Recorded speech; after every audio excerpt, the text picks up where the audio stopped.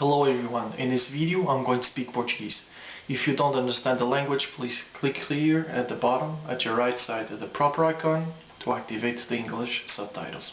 Boas tardes, irmãos e irmãs de Cristo, bem-vindos ao segundo vídeo da série de 5 vídeos acerca de como provar que Jesus realmente ressuscitou.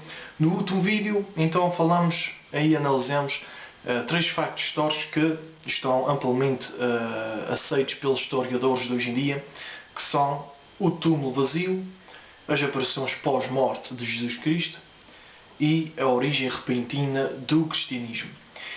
Mas estes são apenas factos, e factos são neutros. Não se explicam. É como num processo judicial, não é? Em tribunal. Temos evidência A, evidência B, evidência C. Mas ainda precisamos saber qual é a teoria que explica melhor a ocasião dos fatos, que explica melhor os fatos. Portanto, temos alguns fatos, como disse, pelo menos aceitos, e há várias teorias que tentam explicar esses factos. Mas a questão é como podemos determinar qual teoria é melhor. Bem, os historiadores baseiam-se em 5 critérios para avaliar diferentes teorias. O primeiro critério é o âmbito explicativo, ou também chamado o alcance explicativo. A melhor teoria deve explicar a maioria ou mesmo todos os factos.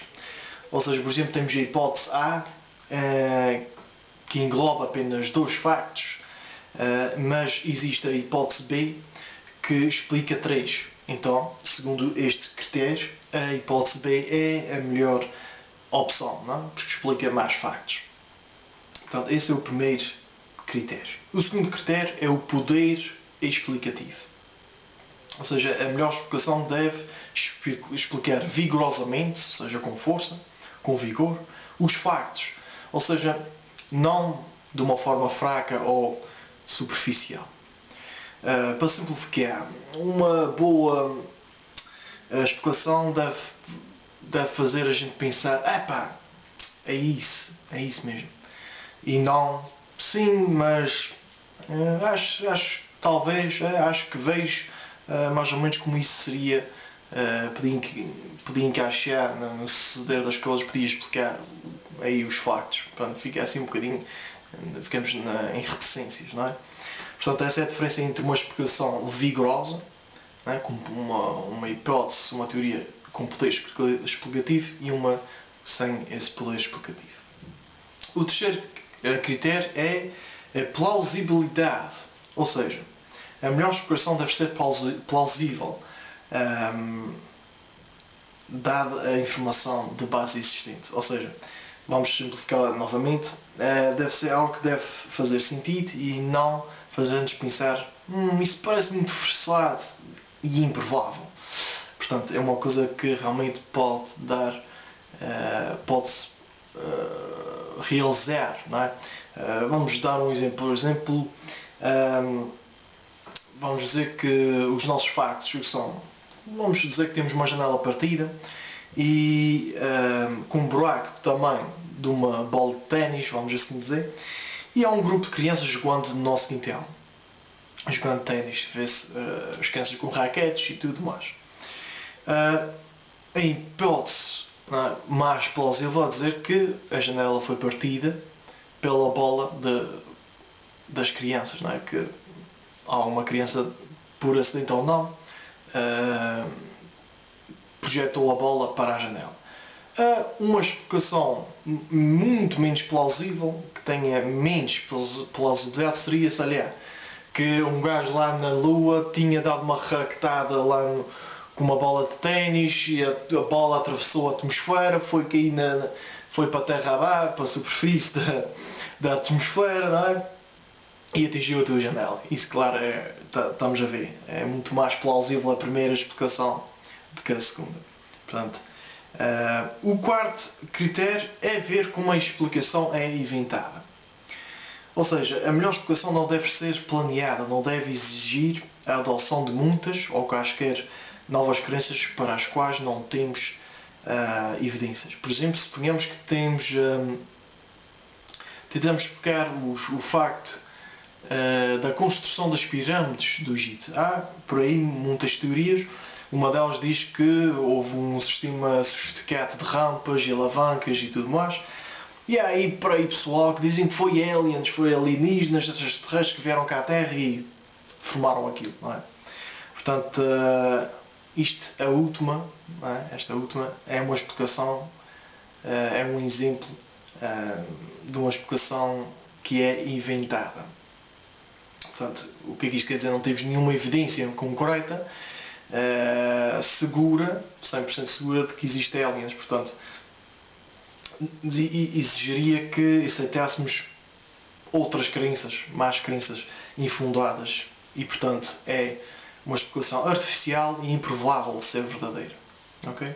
O quinto e último critério é a coerência com crenças atuais aceites.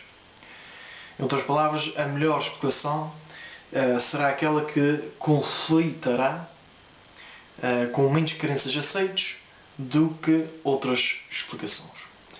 A gente tem todo tipo de crenças aceites, por exemplo, a lei da gravidade, não é? As leis da física, e portanto a melhor explicação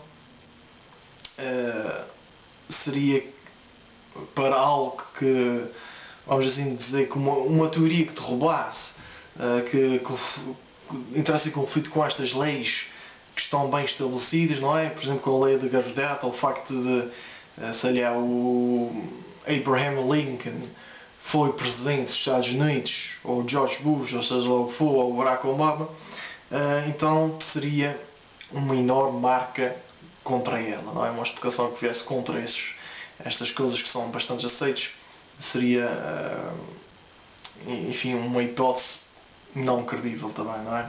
Temos que ter coerência nas coisas.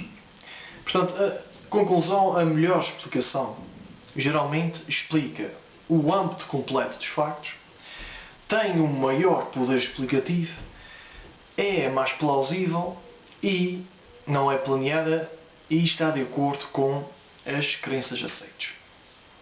A primeira, vamos assim dizer, vou aqui referenciar uma, a primeira alternativa contra a ressurreição, que é muito popular por aí, é chamada a teoria da conspiração. O que é que isto envolve? Há pessoal que afirma que os discípulos realmente roubaram o corpo de Jesus do túmulo e depois mentiram para as pessoas sobre as suas aparições, tornando então a ressurreição uma fraude completa. Simplesmente uma invenção. Né? No entanto, esta teoria está quase completamente abandonada hoje. Porquê? Porque não se sustenta quando julgamos com aqueles critérios, não é? Perante aqueles critérios que acabei de falar. Por exemplo, esta teoria dá-se bem no âmbito explicativo, que é o primeiro critério que falamos, depois explica os três fatos. Explica que o túmulo estava vazio, não é? Porque roubaram o corpo de Cristo, as aparições pós-morte foram realmente mentiras fabricadas e o cristianismo surgiu a partir desta invenção. Pronto. No entanto, esta teoria não passa nos outros critérios. Por exemplo, falta poder explicativo. Não é?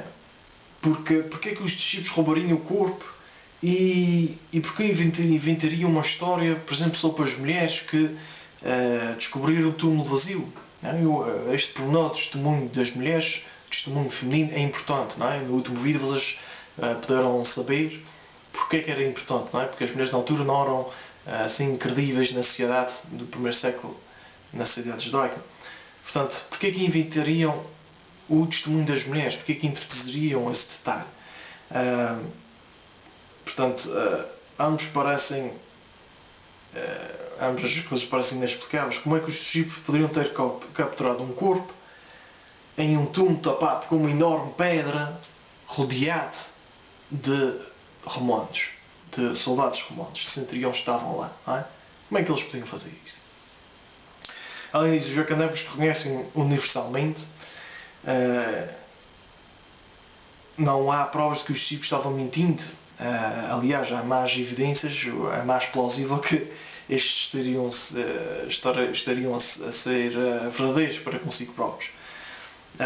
Até os mais céticos reconhecem que os primeiros discípulos, com toda a sinceridade, acreditavam que Deus realmente ressuscitou Jesus Cristo dentre os mortos. Já falei isto no vídeo anterior.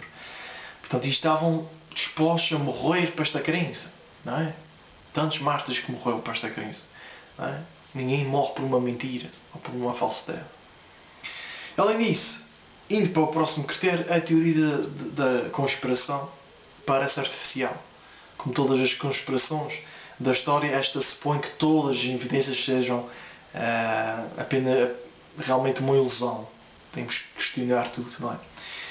Portanto, isto requer que devemos todos os eventos, de todo o testemunho registrado por múltiplas fontes independentes. É uma coisa mesmo improvável.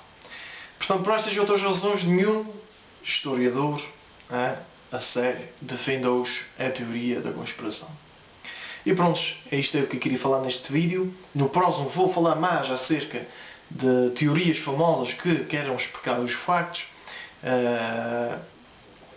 que são maioritariamente apoiados por ateístas e outros mais, né? E vou falar delas e vou analisar para a gente poder, assim, como vocês podem ver, dar uma chega, porque muitas pessoas sabem destas teorias, perguntem à gente, querem objetar com estes argumentos, e temos que saber, meus irmãos, saber responder para dar uma luz, para transmiti-los a verdade, para encaminhá-los para o que é verdade, não é? Que é Deus Jesus Cristo que morreu e ressuscitou para nós. Ok, meus irmãos? Até para a semana e continuação de Boa Páscoa.